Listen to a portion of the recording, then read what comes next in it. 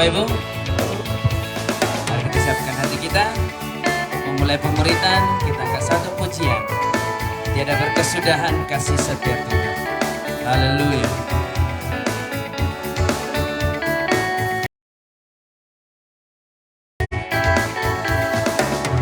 Tiada berkesudahan kasih setiamu Tuhan. Selalu baru rahmat-Mu bagiku. Hari berganti hari, hari berganti hari, tetap kulihat kasih-Mu tak pernah berakhir di hidupku. Sekali lagi, tiada berkesudahan, tiada berkesudahan kasih setiamu Tuhan. Selalu baru rahmat-Mu bagiku. Hari berganti hari, hari berganti hari, tetap kulihat kasih-Mu tak pernah berakhir di hidupku. Tuhan Yesus baik,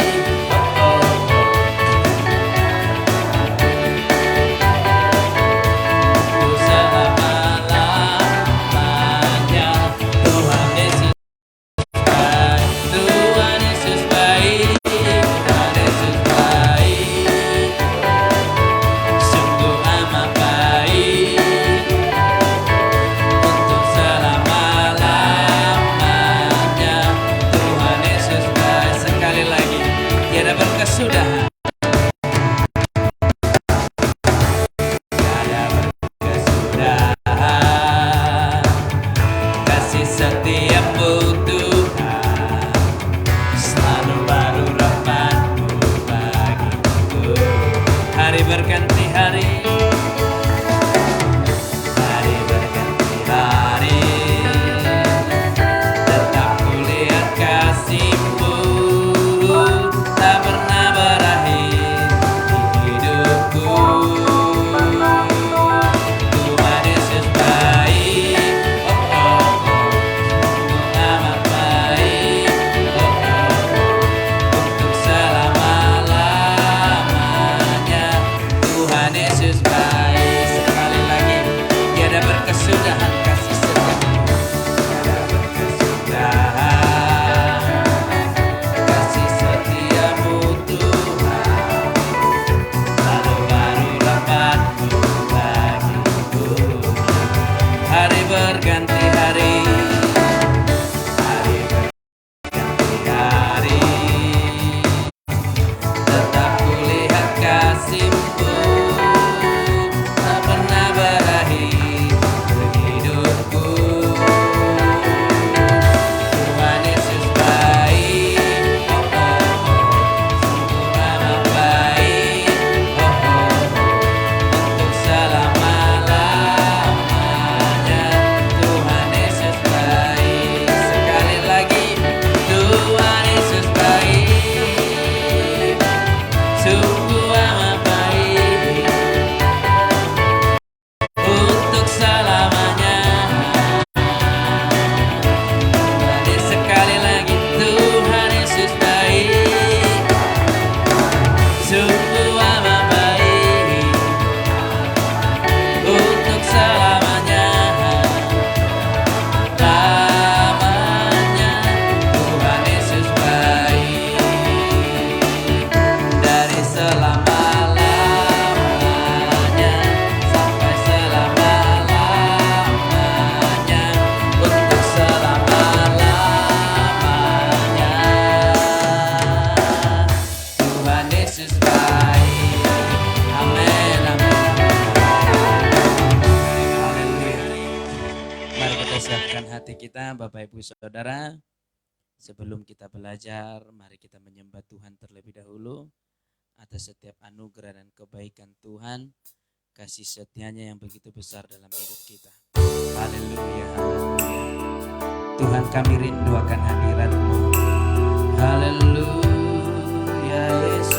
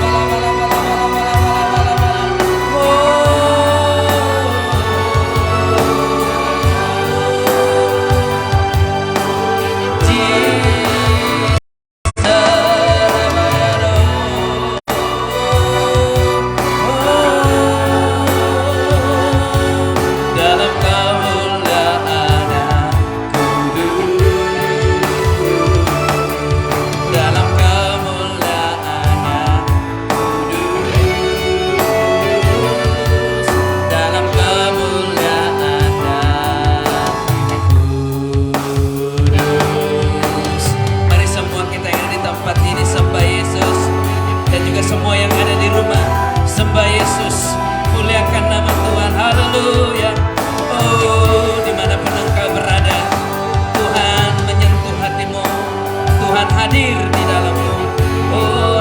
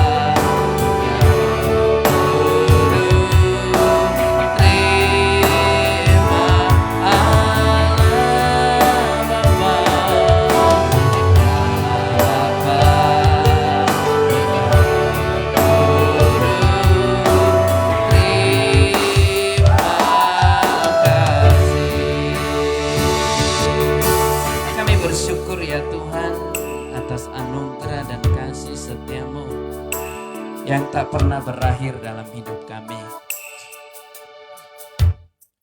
Pada sore hari ini kami bisa sama-sama berkumpul kembali dengan hamba-hambamu.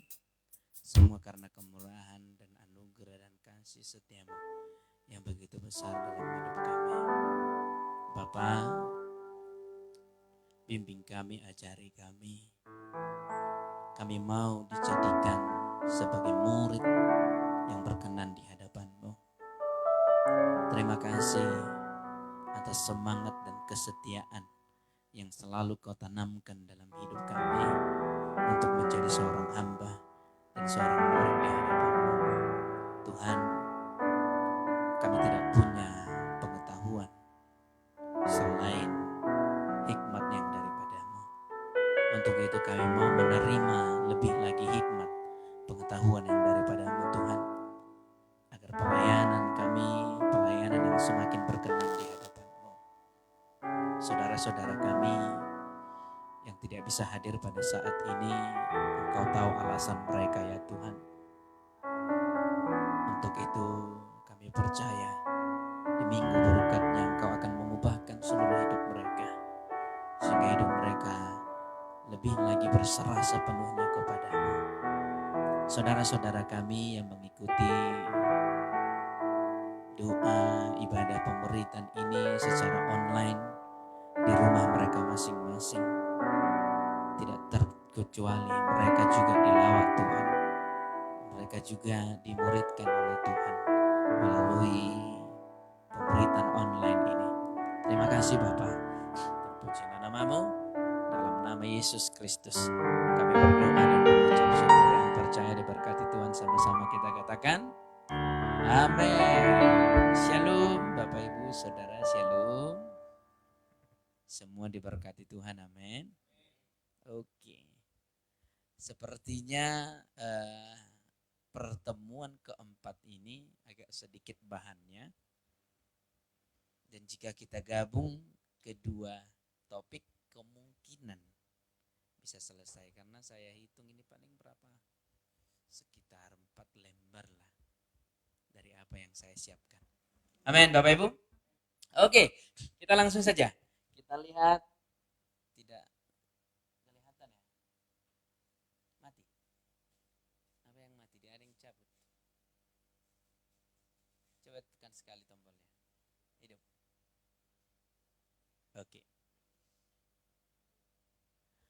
Oke, yang keempat hari ini pertemuan kita mengenai berkat keselamatan. Kalau minggu yang lalu kita berbicara tentang keselamatan. Dan hari ini berkat keselamatan. Bapak Ibu Saudara yang mengikuti di rumah, silakan lihat kembali di video-video sebelumnya agar bisa mengerti apa yang akan kita pelajari hari ini. Oke, berkat keselamatan merupakan berkat yang terkandung dalam keselamatan. Jadi kira-kira begini, kalau kita selamat, bagian-bagian apa aja yang akan kita terima dalam keselamatan itu? Ya, kemarin kita sudah belajar dosa, sudah belajar kejatuhan manusia, hakikatnya manusia diciptakan. Sekarang apa yang kita dapatkan yang terkandung di dalam keselamatan? Yang sekali lagi, yang dianugerahkan Allah kepada kita. Selalu kata kunci adalah anugerah. Anugerah, anugerah, dan anugerah. Engkau dan saya tidak akan pernah bisa memperoleh ini dengan kekuatan. Engkau dan saya tidak akan pernah memperoleh ini dengan perbuatan. Engkau dengan saya tidak akan pernah memperoleh ini dengan kebaikan-kebaikan apapun. Amin. Bisa dimengerti. Jadi memang lewat keselamatan ini kita dituntut kira-kira seperti ini. Ya, aku milikmu. Titik. Harus punya hati yang seperti itu. Jangan punya hati yang seolah-olah ya segalanya karena aku rajin berdoa, karena rajin aku gereja. Jadi jangan dibalik ya. Berarti nggak ada gunanya dong gereja. Enggak. Ini satu kesatuan. Engkau selamat pasti engkau suka ibadah. Amin. Itu maksudnya. Karena ada seperti itu ketika kita bilang Bukan karena berdoa, bukan karena rajin beribadah, bukan karena berpuasa, berarti nggak ada gunanya dong puasa. Enggak, itu statement yang salah. Yang benar adalah ketika engkau diselamatkan, maka kesukaanmu ibadah, kesukaanmu rajin gereja, kesukaanmu rajin puasa, kesukaanmu adalah hal-hal yang rohani. Amin. Jadi nggak ada statement nggak berguna dong ibadah kita, nggak berguna dong pemberian kita, nggak ada itu. Itu pemahaman yang di luar konteks yang kita pelajari saat ini. Yang jelas sekali lagi ketika kita selamat, hal-hal rohani akan menjadi kesukaan kita. Tapi kalau kita belum selamat, ya dipastikan hal-hal duniawi yang jadi kesukaan kita. Itu salah satu tanda buah dari keselamatan. Berubah dari keinginan-keinginan di luar rohani, berubah menjadi keinginan rohani. Ya lain hal lah dulu, ya kan masih malu Pak Pendeta. Yang nggak apa-apa malu, yang penting ada perubahan dari niat. Yang tadinya tidak pernah terpikir untuk ibadah, mulai terpikir. Walaupun kalau kita ibadah, iya nanti jatuh lonceng gereja, jangan gereja kau gitu. Walaupun ada pemahaman seperti itu, tetapi ada niat. Inilah sebagai tanda bahwa kita telah dianugerahkan sebuah berkat keselamatan. Amin. Keselamatan yang disediakan oleh Allah bagi setiap orang yang percaya tidak semata-mata sebuah kehidupan yang baru. Jadi kira-kira seperti ini. Engkau selamat memang mutlak. Hidupmu akan memperoleh bumi baru dan langit baru. Amin. Tetapi di luar daripada itu, sebelum engkau dan saya sampai kepada langit yang baru, ada sesuatu yang Tuhan ingin berkatkan kepada kita lewat keselamatan. Nah, apa itu? Yang kelak akan kita alami di dalam kekekalan. Yesus berkata bahwa ia menyediakan bagi kita apa? Pengampunan dosa. Ini yang paling utama. Sebaik apapun engkau, kalau tidak ada pengampunan dosa, sekaya apapun kita, kalau tidak ada pengampunan dosa, tidak ada gunanya, sia-sia. Sepintar, sebijaksana, luar biasa apapun pengetahuan kita, kalau tidak ada pengampunan dosa, sia-sia semuanya.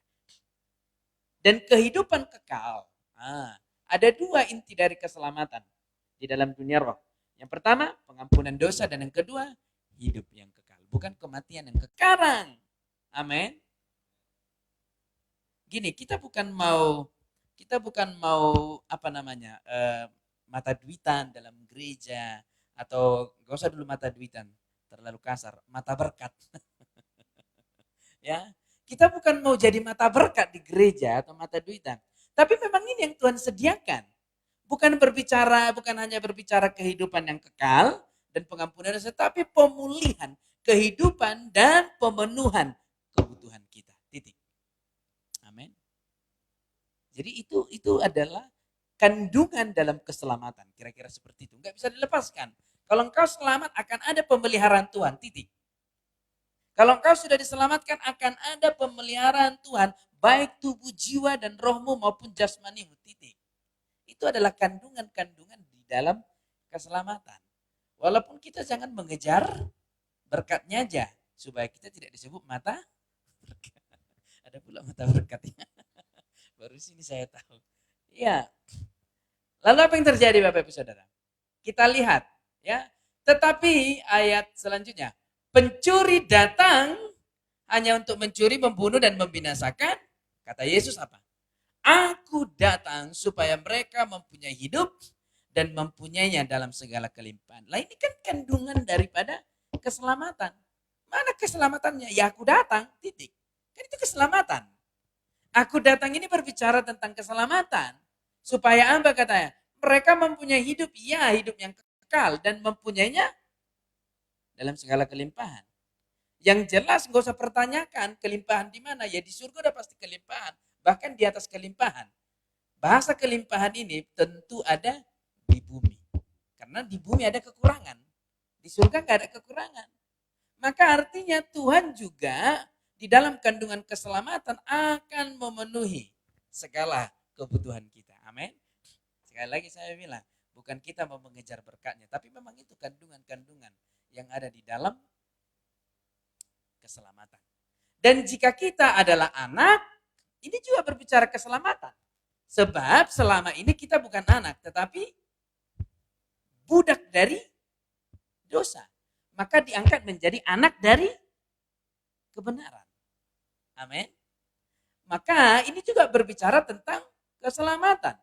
Dan jika kita adalah anak, maka kita juga adalah ahli waris. Memang mendengar ahli waris ini, jiwa miskin kita meronta-ronta. Ya, ahli waris keren kali ya gitu ya. Karena selama ini nggak ada orang tua kita mewariskan apapun sama kita. Tiba-tiba dengan ahli waris, luar biasa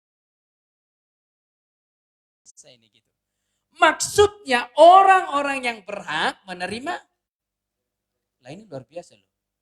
Orang yang berhak menerima janji-janji Allah. Coba kita lihat dulu Galatia 3:23 kalau tidak salah, tentang hak. Ya, tentang hak. Di sini tidak ada saya buat di bahan, tapi saya ingat. Coba kalau nggak salah ya, Galatia 3 ayat 23. Bukan.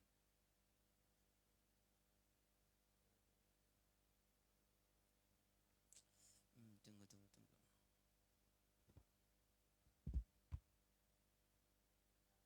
Oke, nanti sambil kita cari. Galatia 3 ayat Efesus.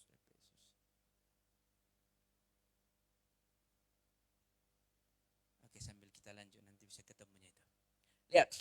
Dan jika kita adalah anak, sama-sama, maka kita juga adalah ahli waris, maksudnya orang-orang yang berhak menerima janji Allah. Amin.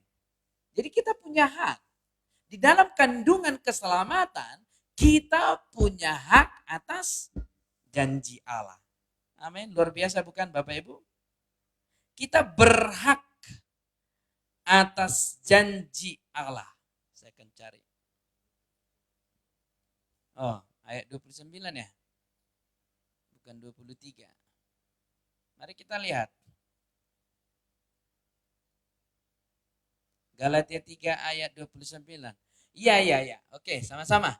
Dan jikalau kamu adalah milik Kristus, maka kamu juga adalah keturunan Abraham dan berhak. Nah, ini adalah kandungan keselamatan Bapak Ibu Saudara. Tidak bisa kita lepaskan, atau keselamatan itu tidak semata-mata hanya berbicara tentang dunia baru dan pengampunan dosa. Tetapi berbicara tentang janji Allah. Amin. Jadi kalau kita sudah diselamatkan, disinilah kita berhak menerima janji. Ketika engkau sakit, berhak menerima janji kesembuhan.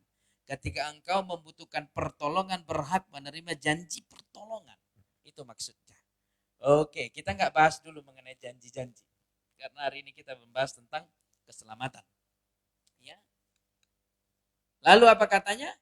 Yang akan menerimanya bersama-sama dengan Kristus. Yaitu, jika kita menderita bersama-sama dengan Dia, supaya kita juga dipermuliakan bersama-sama. Nah ini, alasan kita dipermuliakan bukan perbuatan kita, tetapi Dia, yaitu Yesus Kristus Tuhan kita. Amin. Selalu saya buat gambaran kira-kira seperti ini Bapak Ibu Saudara. Kita hidup di dalam dosa, dan ketika kita datang kepada Yesus, ada darah Yesus yang tercurah. Amin. Jadi kira-kira seperti ini, saya kasih gambaran. Jadi di perjanjian lama, Bapak Ibu Saudara, di perjanjian lama tentang tabut perjanjian itu adalah gambaran pengampunan. Kira-kira seperti ini. Di situ semua disimpan tongkat Harun dan juga ada beberapa yang lain yang merupakan salah satu gambaran dari dosa-dosa manusia. Setelah itu ditutup dan ditumpahkanlah di sana darah anak domba jantan yang kudus. Ini adalah gambaran daripada manusia yang berdosa dengan Yesus yang telah disalibkan. Jadi kira-kira seperti ini, kitalah tabut itu, dosa itu. Maka Tuhan Yesus mati di kayu salib menumpahkan darahnya atas kita. Maka yang dilihat oleh Yesus bukan kitanya, tapi darah Yang dilihat oleh Bapa bukan kita, tapi darah Yesus Kristus. Makanya kita tetap berkenan di hadapan Tuhan. Kalau kita nggak terobati lagi dosanya, udah terlalu banyak, maka harus ada darah Yesus yang mengobatinya. Amin. Roma 8 ayat 17. Berkat keselamatan yang dianugerahkan Bapa terdiri dari pertama, berkat rohani. Efesus 1:3 itu bumi baru, langit baru. Berkat-berkat kehidupan jasmani, kelepasan total, berkat materi, berkat rohani. Ini memang agak sedikit. Mana ya? Seolah-olah kita mata-mata berkat ini, padahal bukan. Kita bahas dulu ini. Berkat rohani, menjadi ciptaan baru. Menyandang status sebagai anak Allah, Yohanes 1:12, 2 Korintus 5:17, nanti dibaca di rumah. Menjadi tempat kediaman Roh Kudus, 1 Korintus 6, atau tidak tahu kamu bahwa engkau adalah bait suci Roh Kudus. Mewarisi kehidupan kekal, 1 Yohanes 5 ayat 11 dan 12. Berkat-berkat kehidupan, kasih setia dan rahmat Tuhan, ratapan, perlindungan, Mazmur, damai sejahtera, Yesaya, jalan keluar dari masalah, 1 Korintus, kekuatan yang baru, Yesaya, kesembuhan dan sakit penyakit, 1 Petrus, doa yang dijawab, Matius 7 ayat 7, dan kelepasan total. Amin. Kehadiran Roh Kudus memelihara hidup kita supaya tetap berada dalam kelepasan dan kemerdekaan total. Lalu kemerdekaan total dari mana? Kebiasaan buruk. Roma 6 ayat 13. Ayo kita baca. Roma 6 ayat 13. Roma 6 ayat 13. Sama-sama kita baca. Dan janganlah kamu menyerahkan anggota-anggota tubuhmu kepada dosa untuk dipakai sebagai senjata kelaliman. Tetapi serahkanlah dirimu kepada Allah sebagai orang yang dahulu mati, tetapi yang sekarang hidup. Dan serahkanlah anggota-anggota tubuhmu kepada Allah untuk menjadi senjata kebenaran. Ini sudah pernah kita bahas, Bapak Ibu Saudara. Bahwa iblis tidak punya kekuatan untuk melakukan sesuatu yang jahat kepada kita, kecuali dia memakai rasa takut kita. Kira-kira seperti ini. Santet hanya bisa berlaku, atau ilmu kebal hanya bisa berlaku kepada orang-orang yang takut. Contoh. Dan hanya kepada orang-orang yang percaya. Contoh, orang-orang yang percaya kayak kita lah, orang-orang Indonesia kan masih percaya hal-hal seperti ini. Ya. Tapi lihat apa yang terjadi. Ketika Indonesia dijajah Belanda yang tidak percaya okultisme, berapa banyak dukun-dukun asli dibunuh Belanda? Karena mereka nggak percaya. Kenapa bisa seperti itu? Karena kira-kira seperti ini. Kalau aku punya ilmu kebal, lalu Pak Gurning musuh saya. Kalau Pak Gurning ingin membunuh aku, tetapi dengan punya kepercayaan saya punya ilmu kebal dan susah dibunuh, maka timbul rasa takutnya. Maka semakin dia takut, semakin dia percaya aku punya ilmu kebal, maka semakin keballah tubuhku. Kira-kira seperti itu pekerjaan daripada ilmu kebal tadi. Dan orang-orang yang tidak percaya ilmu kebal akan bisa membunuh orang yang pakai ilmu kebal, kira-kira seperti itu. Makanya kalau cerita-cerita kita dengarkan, masa preman sekuat itu yang membunuh orang biasa gitu. Iya, karena memang hal itu terjadi. Kalau dia nggak percaya, dia bisa membunuh, membinasakan, kira-kira seperti itu. Oke, Bapak Ibu Saudara, amin. Oke. Lalu selanjutnya, ini sudah tadi. Bebas dari keinginan-keinginan untuk kembali hidup dalam dosa. Kuasa kegelapan atau okultisme, 1 Yohanes 4 ayat 4, bebas dari sana. Bebas dari kutuk keturunan, sakit penyakit, gangguan kejiwaan, dan serangan-serangan rohani. Berkat materi, jaminan pemeliharaan Bapa, Matius 6 ayat 2-33. Sebab burung di udara dipelihara. Amin.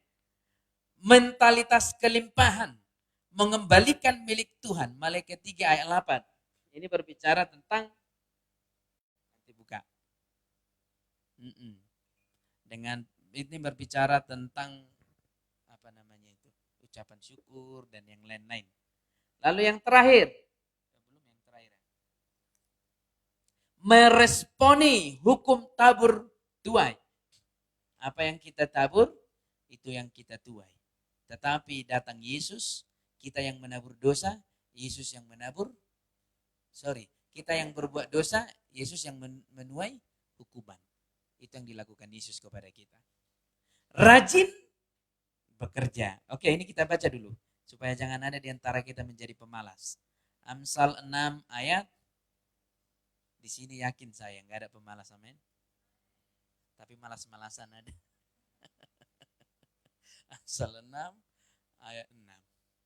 Ya. Ada sebuah cerita.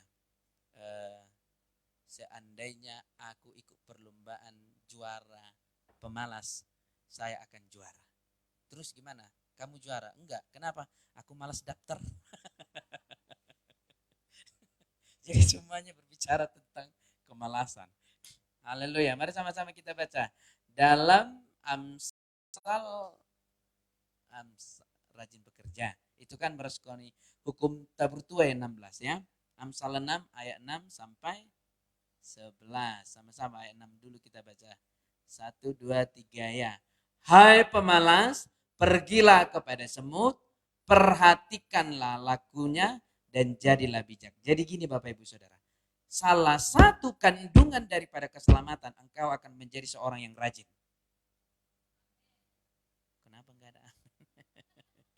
Jadi kalau ada orang bilang, oh aku orangnya sudah diselamatkan, tapi hidupnya tak tahu lah bilangnya gitu. Nah, itu diragukan keselamatannya itu. Keselamatan dari mana dia dapat? Karena kandungan dari keselamatan ada salah satunya yaitu menjadi seorang yang rajin. Amin. Kayaknya semangat ya semua karena udah dilihat udah mesti. Ya, yang ketujuh, biarpun tidak ada pemimpinnya, pengaturnya atau penguasanya, ia menyediakan rotinya di musim panas dan mengumpulkan makanannya pada waktu panen. Lihat. Semut begitu Bapak Ibu Saudara. Mereka akan tahu bahwa ini musim panas. Ya, akan waktunya mencari makanan, mengumpulkan makanan walaupun tidak ada pemimpinnya. Tapi banyak di antara kita udah ada pun pemimpin di kantor. Tetap aja nggak tahu, malasnya luar biasa. Yang penting cair gaji ya. Kalau nggak ditransfer tanggal 2 merepet. Pengennya tanggal 1. Tapi kerjanya ya kurang seperti yang diharapkan. Ya. Ayat 9. Hai pemalas, berapa lama lagi engkau berbaring? Bilakah engkau akan bangun dari tidurmu? Tidur sebentar lagi. Saya jadi ketawa. Sama-sama. Tidur sebentar lagi, mengantuk sebentar lagi, melipat tangan sebentar lagi untuk tidur. Coba praktekkan dulu. Nah, ya kan biasanya begitu. Lalu ada alasan, ya di sini kalang dingin Pak Pendeta. Nah, ini yang sering terjadi di antara kita. Jadi Bapak Ibu Saudara, salah satu buah dari keselamatan adalah menghilangkan sifat malas. Ya. Kalau anak muda sekarang mager, malas gerak, ya. Lalu diperbanyak kepo, kepengen tahu. Ya. Lalu ayat 11 kita baca sampai 16 tadi ya. Maka datanglah kemiskinan kepadamu seperti seorang penyerbu dan kekurangan seperti orang yang bersenjata. Tak bergunalah dan jahatlah orang yang hidup dengan mulut serong. Terakhir sama-sama yang mengedipkan matanya, yang bermain kaki dan menunjuk-nunjuk dengan jari. Ini beda konteks ya. Kalau gini-gini, nah itu beda. Itu tergantung. Kalau nyuruh buat doa, kau aja lah gitu ya. Iya. Itu dia Bapak Ibu Saudara. Buah-buah dari kandungan dari keselamatan. Sangat banyak, sangat banyak. Dan yang terakhir apa katanya? Hidup dalam kasih karunia. Jadi ini, ada orang berpikir bahwa karena sudah kasih karunia semuanya bebas. Tuhan, enggak juga. Itu kasih karunia salah satu kandungan dari keselamatan. Tetapi ada banyak kandungan-kandungan dari keselamatan. Seperti yang saya katakan tadi, memberantas sifat-sifat yang pemalas. Yang saat ini tidak merespon hukum tabur tuai. Itu juga kita sebagai orang yang diselamatkan harus punya respon terhadap hukum tabur tuai. Kadang-kadang kita nggak peduli kan, main keluarkan aja kata-kata. Mau sakit hati orang urusan belakangan, mau nggak sakit hati belakangan. Kadang-kadang kita seperti itu. Ya. Kalau engkau tidak mau disakiti, maka jangan menyakiti. Ya. Makanya selalu saya bilang sama Ibu Gembala, engkau boleh menyakiti selain hatiku. Semuanya boleh kau sakiti. Hatiku jangan, sebab kamu ada di sana. Oh.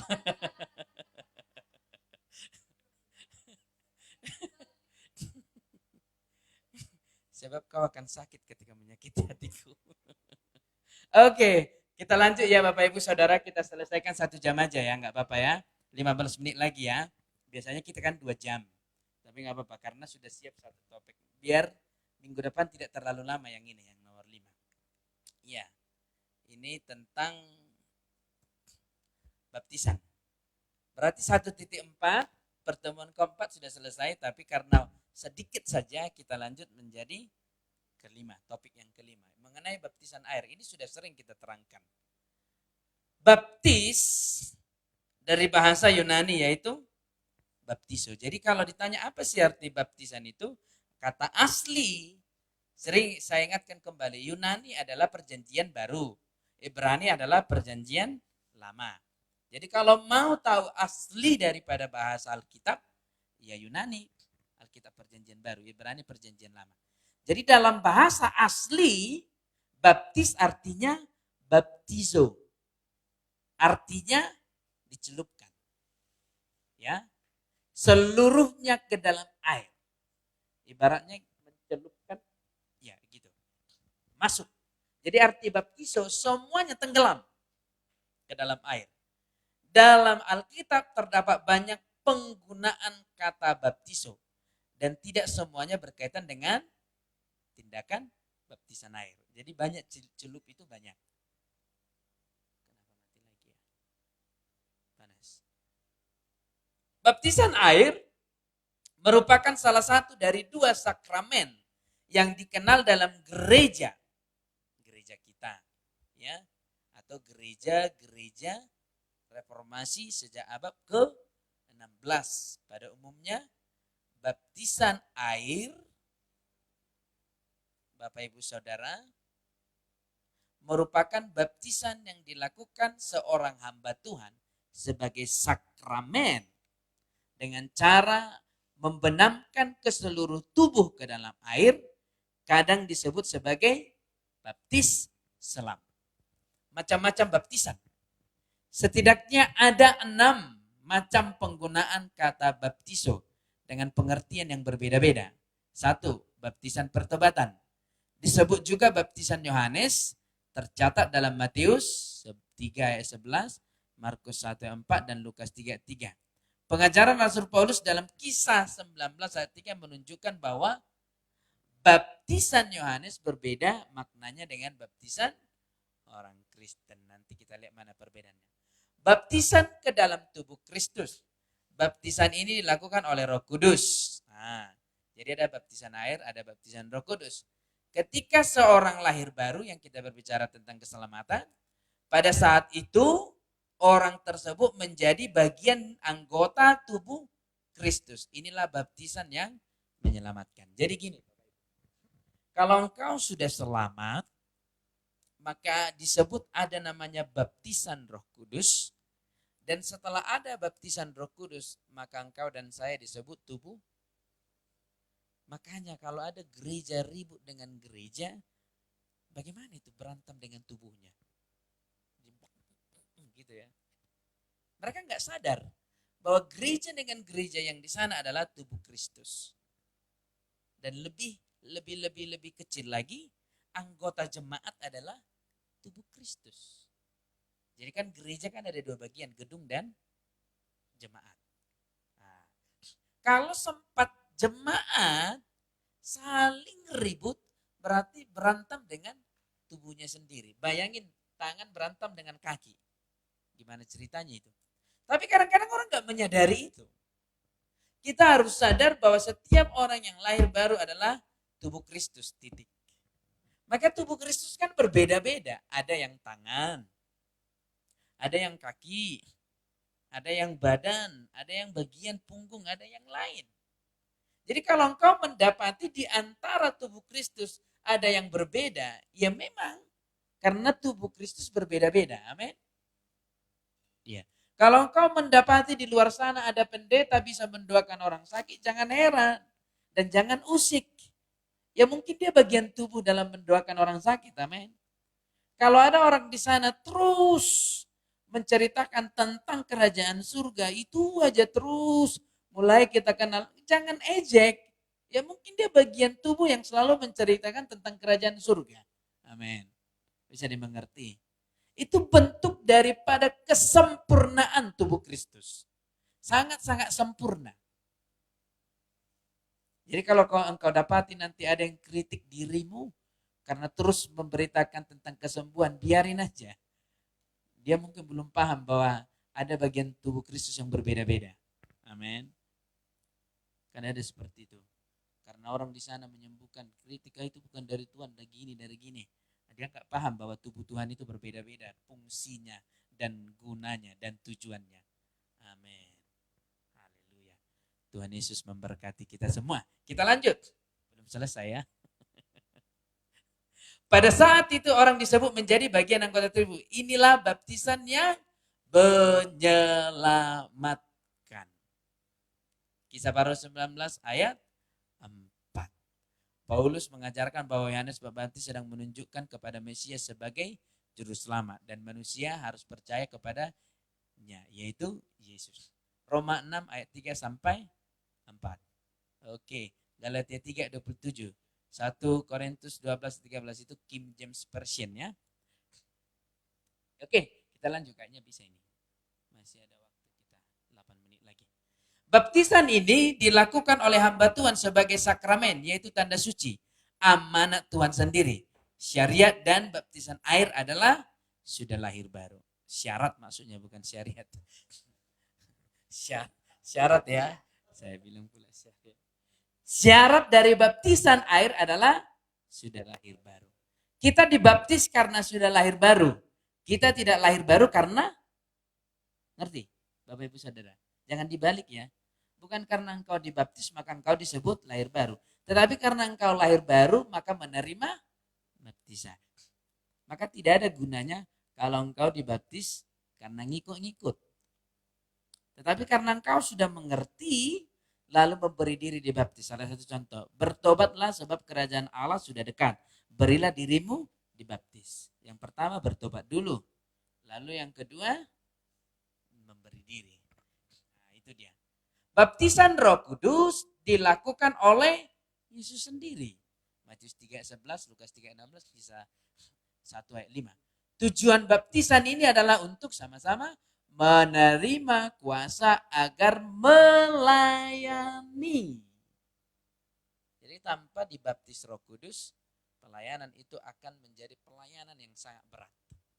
Baptisan dalam penderitaan, yaitu Markus 10 ayat 38. Tetapi kata Yesus kepada mereka, kamu tidak tahu apa yang kamu minta. Dapatkah kamu meminum cawan yang harus kuminum dan dibaptis dengan baptisan yang harus kuterima? Jawab mereka, kami dapat. Yesus berkata kepada mereka, memang kamu akan meminum cawan yang harus kuminum dan akan dibaptis dengan baptisan yang harus kuterima. Lalu Lukas 12 ayat 50, aku harus menerima baptisan dan betapakah susahnya hatiku sebelum hal itu berlangsung. Jadi baptisan, ada juga baptisan dalam penderitaan. Ada baptisan Yohanes, ada baptisan Yesus, yaitu baptisan Roh Kudus, dan ada baptisan penderitaan, dalam penderitaan. Lalu yang keempat, baptisan api. Ada juga baptisan api. Mari kita buka. Matius 3 ayat 10. Matius 3 ayat 10. Aduh, sayang sekali kawan-kawan yang enggak datang ya. Enggak mungkin lagi diulang ini. Tidak apa-apa, tahun depan lah mereka mengulang. Sama-sama. Ini kenapa kapak ya? Oh iya. Oke, sama-sama. Kapak sudah tersedia pada akar pohon. Dan setiap pohon yang tidak menghasilkan buah yang baik pasti ditebang dan dibuang ke dalam api. Aku membaptis kamu dengan air sebagai tanda pertobatan, tetapi yang datang kemudian daripadaku lebih berkuasa daripadaku, dan aku tidak layak melepaskan kasutnya. Ia akan membaptis kamu dengan Roh Kudus dan dengan api. Oke, jadi ada baptisan api, amin. Nah, lalu apa katanya? Ini rupanya sudah ada tadi di sini. Ada beberapa penafsiran mengenai baptisan api. Kan ini sampai sekarang jarang dibahas ya, mengenai baptisan api ini. Ujian dan salib bagi mereka yang menerima Injil sepemikiran dengan konsep baptisan dalam penderitaan. Jadi sama dengan ini, hampir mirip dengan ini. Baptisan api hampir mirip dengan baptisan dalam penderitaan yang tadi. Mana yang tadi? Baptisan air, ini. Hampir mirip dengan ini. Bapak Ibu Saudara yang terkasih, baptisan api. Tapi kita lihat di mana letak perbedaannya baptisan api. Ya. Api yang menyucikan. Oke, mari kita lihat 1 Korintus 3 ayat 13. Ini dia Bapak Ibu Saudara, baptisan mengenai baptisan api. 1 Korintus 3 ayat 13 sama-sama. Sekali kelak pekerjaan masing-masing orang akan nampak. Karena hari Tuhan akan menyatakan, sebab ia akan nampak dengan api, dan bagaimana pekerjaan masing-masing orang akan diuji api itu. Jadi baptisan api bagian daripada menguji pekerjaan kita nantinya. Ayat 14. Jika pekerjaan yang dibangun seorang tahan uji, ia akan mendapat upah. Dan jika pekerjaannya terbakar, ia akan menderita kerugian. Tetapi ia sendiri akan diselamatkan. Tetapi seperti dari dalam api. Amin. Bisa dimengerti Bapak Ibu Saudara. Lalu yang terakhir mengenai api. Api penghukuman. Itu sudah jelaslah kita ketahui. Bagi mereka yang menolak Injil, baptisan Roh Kudus bagi mereka yang menerima Injil. Penafsiran ini terkait dengan konteks pada ayat sebelum dan sesudahnya. Itu Matius 3. Yaitu makna kata baptis. 1. Baptiso. Ini bahasa aslinya. Saya perbesar Bapak Ibu Saudara. Ini tulisan baptiso. Inilah tulisan Yunani. Nih. Kadang-kadang memang kayak mirip R. Tapi mirip-mirip kok. Baptizo. Saya pernah sekali paksa belajar sakit kepala saya. Ya. Karena nggak biasa ya. Ini ada bahasa Inggris. Kata ini merupakan turunan dari kata bapto. Bapto artinya to deep, dalam. Deep. Ya. Itu maksudnya. Baru to deep ke dalam, masuk ke dalam kematian. Kira-kira seperti ini. To deep into die. To die atau mati, kira-kira seperti itu Bapak Ibu Saudara. Jadi hampir sama. Jadi kata ini, kata baptiso merupakan turunan dari bapto yang ini, bapto yang artinya dikubur, kira-kira seperti itu. Maka sebenarnya lebih pas memang seperti dikubur ketika dibaptis, karena turunan dari bapto. Jadi bapto itu kira-kira masuk ke dalam kematian, dikubur. Amin. Masih bisa ya Bapak Ibu Saudara ya? Di mana tadi, sampai di mana nih? Kenapa jauh sekali? Oh, sampai di sini Bapak Ibu Saudara. Oh, ini udah 7. Berarti udah mau selesai. Kita siapkan aja ya Bapak Ibu. Ini baptisan 6-nya mana ya? Kenapa hilang?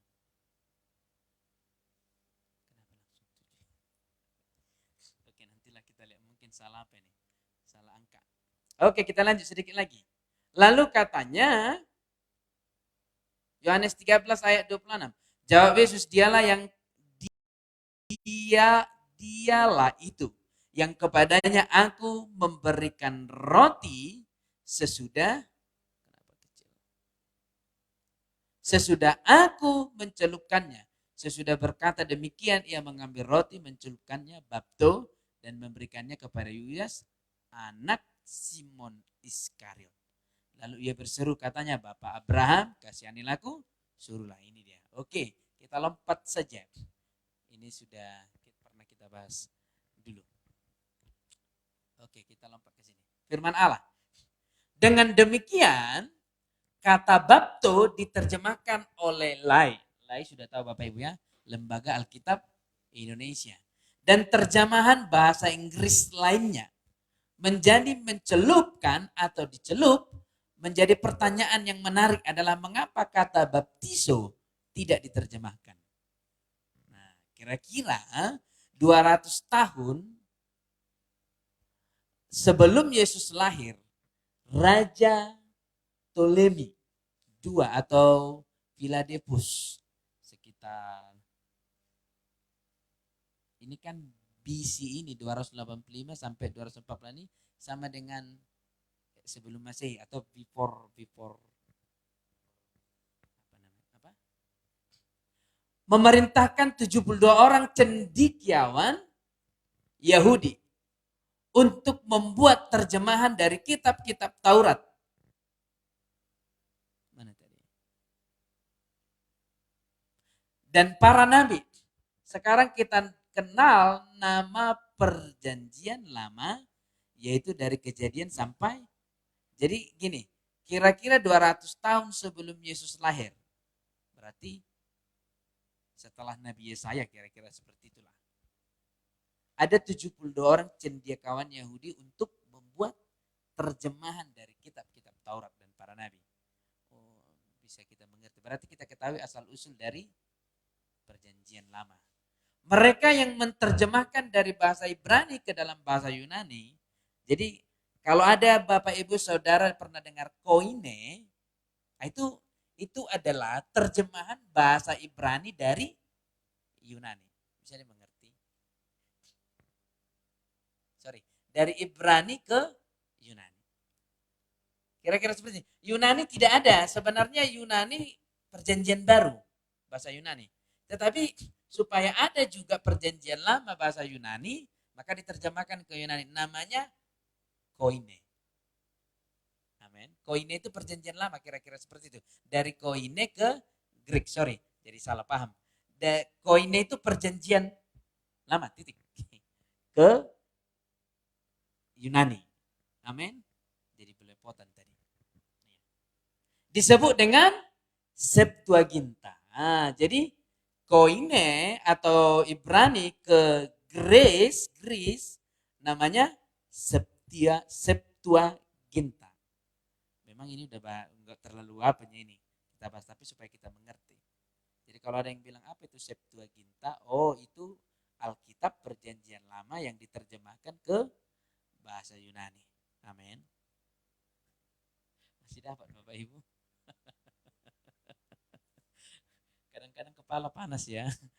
Atau LXX yang artinya 70.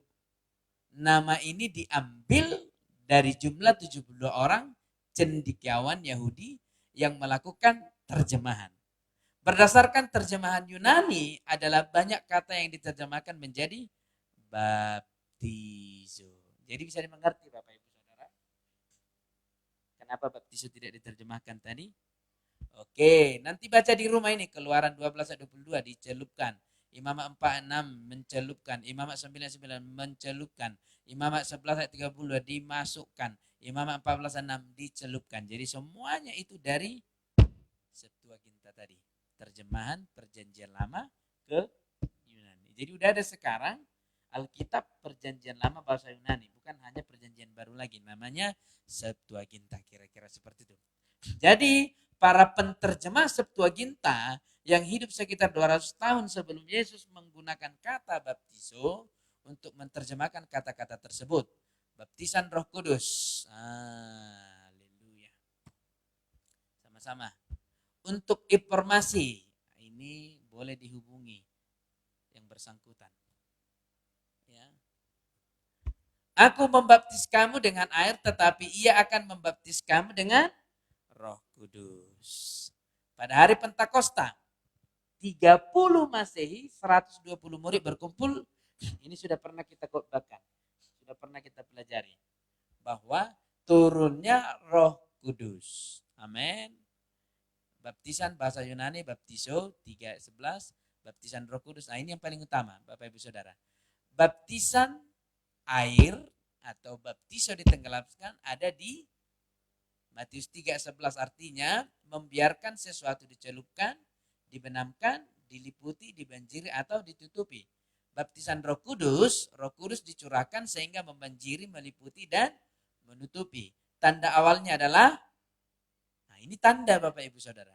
Jadi jangan pernah kecewa kalau engkau belum berbahasa roh. Itu hanya tanda awal, enggak apa-apa itu. Bukan berarti kalau kita tidak berbahasa roh, kita tidak dipenuhi Roh Kudus, bukan. Itu hanya sebuah tanda kecil saja. Kebenaran ini berlaku sampai hari ini dalam gereja. Baru penggenapan janji Allah. Sudah mau habis. Oh, ini sudah habis. Berarti bisa kita dua rupanya. Sudah mau habis Bapak Ibu Saudara. Puji Tuhan. Dampak baptisan Roh Kudus. Ini tadi, masih. Proses penerimaan, Proses penerimaan baptisan Roh Kudus. Bertobat menerima Yesus Kristus sebagai Tuhan dan Juru Selamat. Yaitu Kisah Para Rasul 2 ayat 38. Lalu yang memiliki rasa, nah ini Bapak Ibu Saudara. Ini yang saat ini diragukan di antara gereja. Memiliki rasa haus dan kerinduan akan Tuhan. Jadi kalau kita sudah diselamatkan, kita akan haus dan rindu akan Tuhan. Terus bagaimana Pak Pendeta? Kita sudah awalnya memang yakin sudah diselamatkan. Lama-lama kita tidak haus lagi. Maka selidiki hatimu. Apakah hatimu sudah terkontaminasi di luar tentang kebenaran? Atau hatimu sudah terlalu banyak dengan hal-hal di luar kebenaran? Maka hatimu juga akan lama-lama tidak haus lagi akan hadirat Tuhan. Tidak rindu lagi.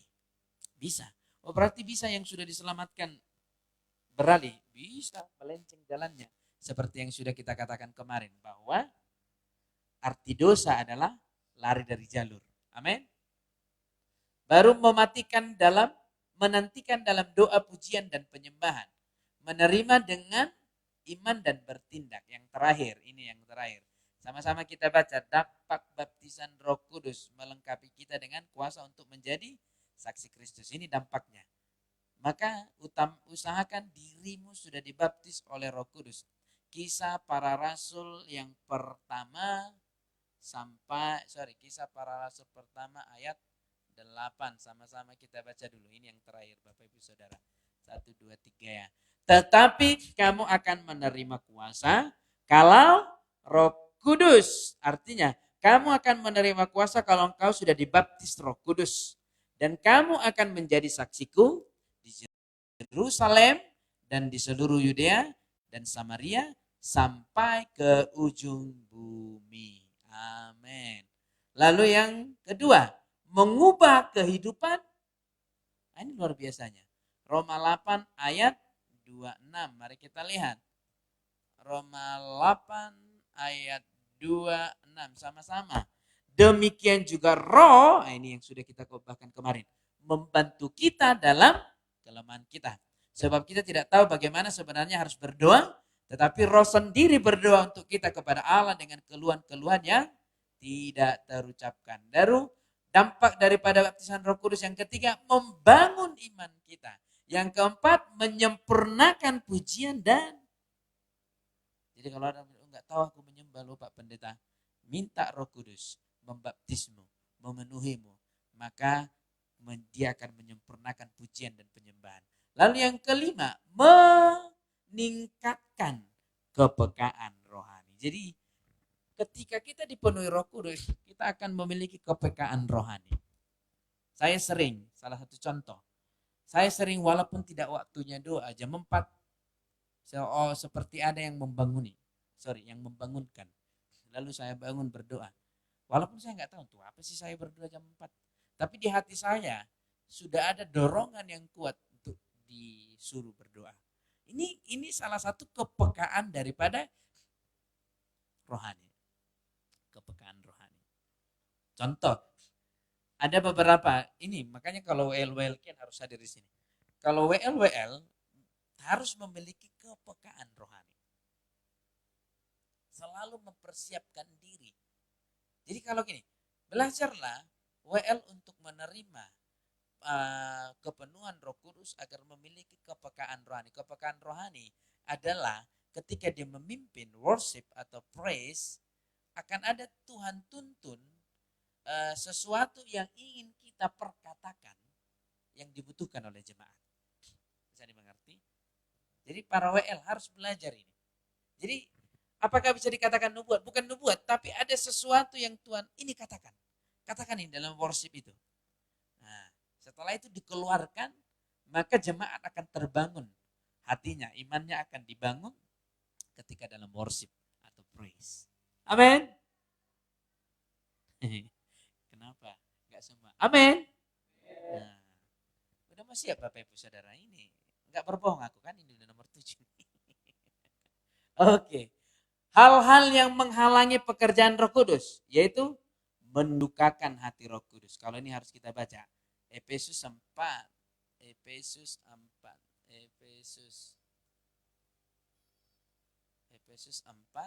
ayat 30. Sama-sama kita baca. Apa itu mendukakan Roh Kudus? 1. Dan janganlah kamu mendukakan Roh Kudus, Allah yang telah memateraikan kamu menjelang hari penyelamatan. Jadi kadang-kadang kita seringlah kita katakan, sering kita mendukakan Roh Kudus karena tingkah laku kita. Jadi gini, bayangin Bapak Ibu Saudara, kalau anak sebagai orang tua, anak aja memberontak kepada orang tuanya, dipastikan hati orang tuanya merasa terlukai. Padahal anak gak melekat ke kita, masih ada jarak. Sedangkan Roh Kudus melekat di dalam kita, sama. Jadi sangat sensitif. Apapun yang kita lakukan, pikiran, pandangan, perkataan, niat yang tidak berkenan di hadapan Tuhan, Roh Kudus langsung tahu. Karena dia melekat dengan kita. Amin. Sangat sensitif. Maka ini salah satu mendukakan hati Roh Kudus. Ya. Lalu memadamkan Roh Kudus. 1 Tesalonika 5:19. Dan terikat oleh keduniawian. Agak susah bilangnya. 1 Yohanes 2:15. Mari kita baca. 1 Yohanes 2 ayat 1 Yohanes 2 ayat 15. Sorry. Sama-sama, kalau ini sama-sama kita baca. 3. Janganlah kamu mengasihi dunia ini dan apa yang ada di dalamnya. Jikalau orang mengasihi dunia, maka kasih akan Bapa tidak ada dalam orang itu. Wow. Mengerikan bukan Bapak Ibu Saudara? Kalau sempat kita mencintai dunia ini, maka kasih akan Bapa tidak ada di dalam kita. Apa yang mau kita harapkan lagi di dunia ini? Maka jangan terlalu cintai dunia, ya. Tapi kalau mencintai produk-produk Indonesia bisalah. Tapi kalau mencintai dunia, jangan. Lalu yang terakhir, sama-sama kita baca 1, 2, 3 ya. Terikat oleh kuasa-kuasa kegelapan. Amin. Ya, ini. Haruskah baptisan air dan baptisan Roh Kudus terjadi secara berurutan? Mengapa bagi sebagian orang baptisan Roh Kudus itu terlalu sulit untuk diterima? Aktivasi. Doakan setiap peserta untuk menerima baptisan Roh Kudus. Amin. Ini nanti mendoakan ini bolehlah saat-saat setelah selesai nanti pemuritan. Kita doakan semua yang ikut pemuritan. Amin. Oke, ada pertanyaan. Masih jam 4:14.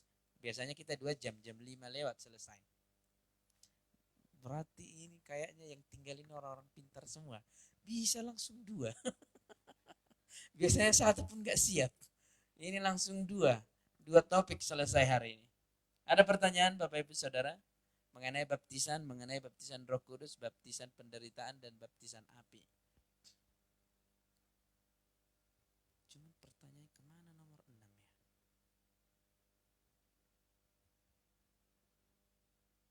pertanyaan Bapak Ibu Saudara? Biar kita tutup kalau tidak ada.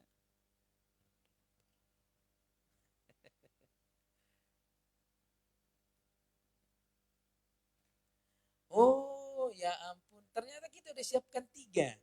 Baptisan Roh Kudus sudah siap. Cuma nggak ada judulnya. Aduh kasihan kali kawan kita yang nggak ikut ya. Tidak apa-apa lah. Berarti minggu depan kita udah hidup dalam firman. Udah selesai dasar-dasar kekristenan. Berarti habis minggu depan kita udah Kristenan yang bertumbuh. Amin. Wow, nampak kita semua ini akan bertumbuh ini. Amin. Berarti udah kita siapkan hari ini keselamatan, berkat keselamatan, baptisan air dan baptisan Roh Kudus. Pantas saya cari mana nomor 6. Ada pertanyaan Bapak Ibu Saudara dari 3 topik tadi? Supaya kita tutup.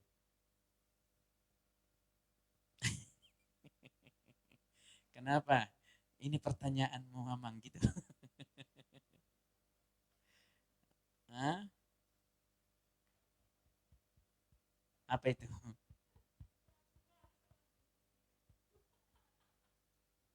Buah seorang muruk. Udah sama pertanyaan ada seorang cucu sama opungnya. Opung, baru bayan na sa gadyang umur. Apa kata opungnya? Marhosa ho terus. Oh, jawab na mekel ho terus. Seorang muruk kan? Iya, sebenarnya gini. Memang marah tidak direkomendasikan di Alkitab. Yang dilarang adalah pemarah. Ya. Marah berbeda dengan pemarah. Tapi walaupun marah tidak dianjurkan untuk mendidik. Karena ada orang seperti ini marah sayang. Sebenarnya tidak ada kita dapati di dalam emosi kata sayang. Yang ada kebencian.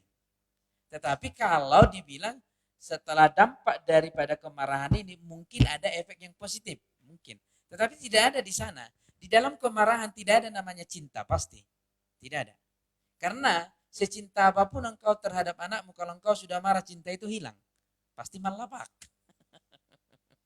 Kalau engkau cinta nggak akan malapak. Mengerti Bapak Ibu Saudara? Jadi kalau bisa hindarilah marah. Tapi memang kadang-kadang daging kita rasanya kayak makanan yang enak marah ini. Sudah mendarah daging. Apakah karena kutuk dari nenek moyang kita atau tidak? Tapi hampir semua sukunya pemarah. Ada marahnya gitu. Bukan berarti karena kita Batak suka marah, yang lain nggak marah. Enggak, hampir semua pasti pernah marah. Tetapi sekali lagi saya katakan, biarlah tuntunan Roh Kudus. Kadang-kadang itu tadi gunanya kepekaan roh tadi, kepekaan rohani. Kadang-kadang kalau kita mau marah, selalunya ada peringatan sebelum marah. Tapi peringatan ini kita abaikan, ujungnya kebablasan marahnya. Nah, gitu dia. Memang kan rasanya sakit ya, tiba-tiba udah mau marah, jangan kayak gitu ya, sakit memang, nggak bisa. Kalau marah ya keluarkan aja gitu ya. Tapi nggak boleh dalam Alkitab. Amin. Nah ini pun Bapak Ibu Saudara saya lihat hari Minggu sangat sedikit ini. Yang nomor 7. Nah ini udah siap nomor 7. Seandainya kita di sini semua, mungkin bisa kita siapkan hari ini. Tapi nggak di sini, kasihan mereka. Amin. Oke, pemain musiknya silakan kita bernyanyi dulu. Masih ada waktu kita untuk bernyanyi. Gak ada pertanyaan Bapak Ibu Saudara? Nah, sedikit atau satu?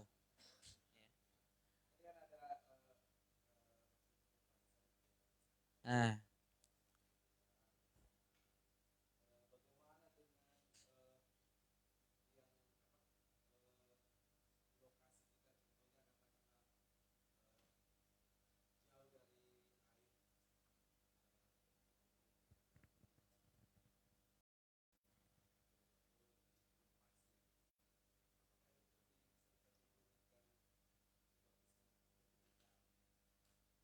enggak. Sekarang kan permintaannya apa dulu? Mau dibaptis atau mau di apa gitu?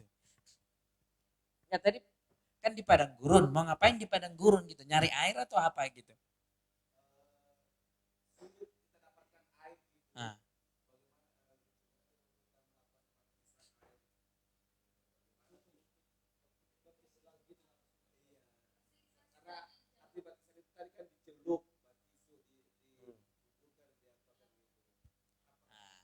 Makanya kan tadi kan kita sudah belajar Pak, bahwa diselamatkan dulu baru dibaptis. Bukan dibaptis dulu baru diselamatkan. Jadi sebenarnya gini, kalau sudah diselamatkan pengen dibaptis tapi nggak ada air nggak masalah. Yang menjadi masalah, udah tahu baptisan itu bagian dari keselamatan tapi nggak mau dibaptis, itu yang jadi masalah. Nggak mau dengan nggak ada air beda.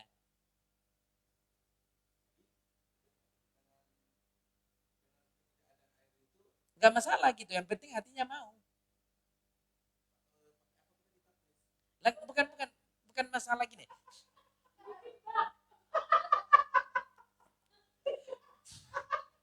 Kan gini, makanya saya katakan bukan dibaptis baru diselamatkan, tapi diselamatkan dulu baru dibaptis. Masalahnya kan inti daripada apa yang kita pelajari selamat kan gitu. Udah.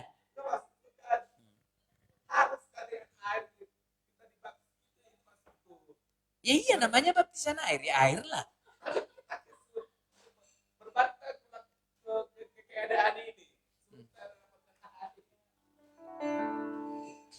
Enggak.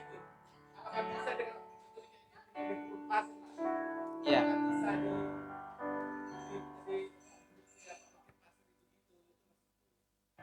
Enggak, yang namanya baptisan air harus tetap menggunakan air. Ya. Iya. Sekalipun di lokasi yang sulit. Jadi nggak bisa diganti dengan apapun. Tapi masalahnya, terus bagaimana kalau nggak ada air? Lalu aku nggak dibaptis-baptis. Masalahnya kan gini, percaya nggak baptisan? Percaya, titik. Terus kalau nggak dibaptis, nggak masalah gitu. Yang penting percaya, tunggu aja sampai ada airnya gitu. Oke, mari kita lihat Pak Gur. Ini dia, Markus 16 ayat 16. Nampak kali Pak Gurning seperti di padang gurun perjalanan hidup.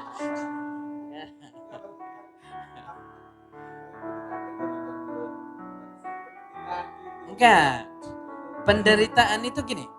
Baptisan penderitaan adalah baptisan untuk memberi kita kekuatan dalam menghadapi penderitaan. Itu. Padang gurun kan bukan penderitaan. Masalahnya kalau nggak tahan di padang gurun, jangan di padang gurun gitu. Kan itu. Maksudnya gini, ada sesuatu masalah yang nggak bisa dihindari. Contoh kayak kami gembala lah. Ada masalah gereja kan nggak bisa kami hindari. Hanya dua, selesaikan. Kalau nggak bisa diselesaikan, tahankan. Kan hanya itu aja kalau gembala. Kalau nggak bisa diselesaikan, tahankan. Ya kalau kabur gimana Pak Pendeta? Nggak mengikuti rencana Tuhan kan kabur.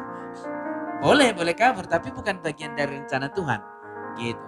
Ada, itu namanya baptisan penderitaan. Diberi kita sebuah anugerah untuk bertahan dalam penderitaan. Masalah yang tadi kalau seandainya di padang gurun, ada orang mau dibaptis tapi nggak ada air, ya tunggu aja sampai ada airnya gitu. Terus bagaimana dia kalau mati, kalau nggak dibaptis? Nah ini ada ayatnya. Markus 16 ayat 16. Siapa yang percaya dan dibaptis? Yang percaya dan dibaptis. Ini dasarnya percaya dulu. Bukan dibaptis dulu baru percaya, tapi percaya dulu dan dibaptis akan diselamatkan. Tetapi siapa yang tidak percaya, apa bedanya di sini? Baptisnya kan gak ada lagi. Tetapi siapa yang tidak percaya, gak ada lagi yang tidak dibaptis, akan dihukum. Jadi intinya percaya.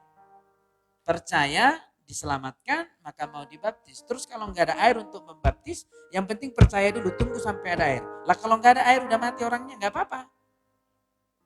Yang penting percaya gitu.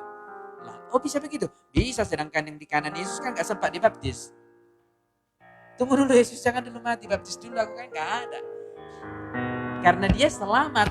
Kenapa dia? Karena dia percaya, sehingga diselamatkan. Amin. Kita tutup. Kalau nutup ya pastilah ya. Oke. Kita bernyanyi seperti yang tadi Bapak Ibu Saudara.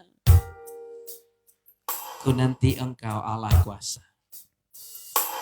Ku nanti Engkau Allah kuasa dalam kemuliaan-Nya kudus.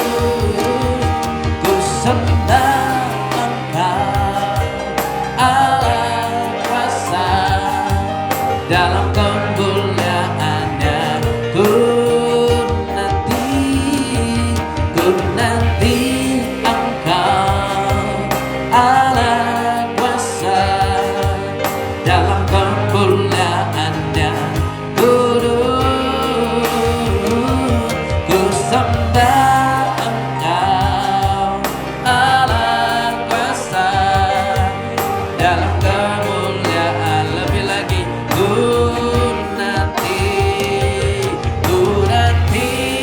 Engkau Allah kuasa dalam kemuliaan-Nya.